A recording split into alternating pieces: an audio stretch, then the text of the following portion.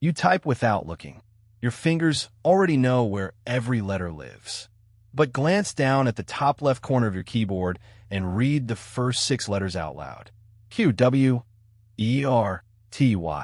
It isn't alphabetical. It isn't random. And it definitely isn't built for speed. So who scrambled the alphabet? And why are you still using it? The answer is older and stranger than you think. Because the keyboard under your hands right now was shaped to solve a problem that hasn't existed for over 100 years.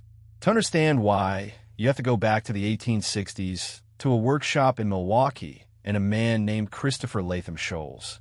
Sholes was a newspaper editor and a tinkerer, and he was trying to build something that barely existed yet. A machine that could write. A typewriter.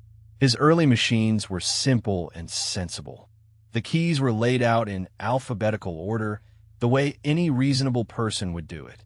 A, B, C, D, straight across. It made perfect sense, and it did not work. Here is the problem.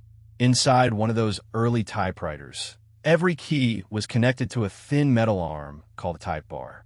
Press a key, and its type bar would swing up and slap an inked ribbon against the paper, printing one letter. Press the next key, the next bar would swing. Simple, until you type fast. Because the letters we use most often tend to sit close together, both in the alphabet and inside real words. And when 2 neighboring type bars swung up one right after the other, too quickly, they collided in midair. They tangled. They jammed. The whole machine would freeze, and the typist would have to stop and pull the metal arms apart by hand. The faster you typed, the more it jammed. Sholes had built a writing machine that punished you for writing. So he did something clever and a little bit backwards. He didn't make the machine stronger. He rearranged the letters. Sholes looked at which pairs of letters showed up together, most often in English, and then he deliberately pulled them apart, scattering them across different rows and different fingers. If the common pairs were no longer neighbors, their type bars would no longer swing up at the same instant. And if they didn't swing together, they couldn't jam. It took years of fiddling. But by 1873, he had a layout that worked. That same year, he sold the design to a company looking for a new line of business. A gun maker named Remington. They built it into the first typewriter that truly sold.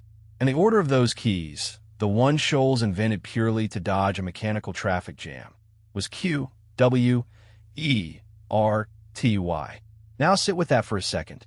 The layout was never designed to help you type faster.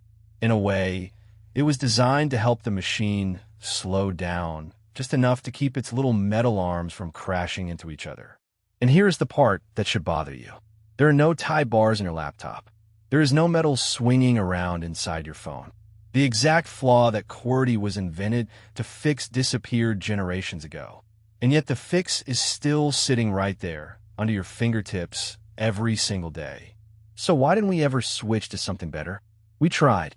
In 1936, a professor named August Dvorak designed a brand new layout from scratch, with one goal in mind: comfort and speed.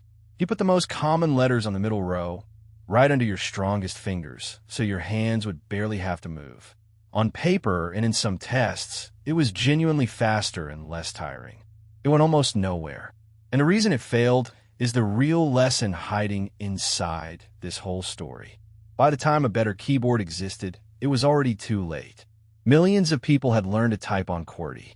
Every typewriter was built for QWERTY. Every typing school taught QWERTY. Every office expected it. To switch, the entire world would have had to stop at once. Retrain every typist. Rebuild every machine. Relearn a skill people had spent years mastering. And each person was quietly waiting for everyone else to go first. So nobody won at all. Economists have a name for this trap. They call it path dependence. It is what happens when a choice gets locked in, not because it is the best one, but because it came first and everyone built on top of it. Once enough of the world agrees on a standard, even a deeply flawed one, quality stops being the point. The standard survives because everyone else is already using it. QWERTY didn't win because it was good. It won because it was early, and because changing it would have meant changing everyone. There is even a little ghost of Sholes' world hidden in plain sight. Look at the top row of letters again. Scattered along it, You can find every letter you need to spell one particular word. T, U, P, E, V, R, I, T, E, R. Typewriter. The story goes that a salesman could peck out the product's own name using nothing but that single row. A neat little trick to dazzle a customer in the showroom. So now you know, the keyboard you use to text, to work, to argue with strangers in the middle of the night is a fossil. It is a careful answer to a mechanical problem from the age of ink ribbons and swinging steel, frozen in place and carried forward decade after decade, simply because we all quietly agreed not to change it. Your fingers are not moving in the most efficient pattern possible. They are tracing the shape of a 150-year-old compromise.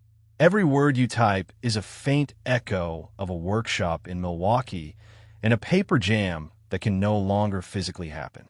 So the next time your hands fly across those keys without a single thought, glance down at that strange little row one more time. QWERTY.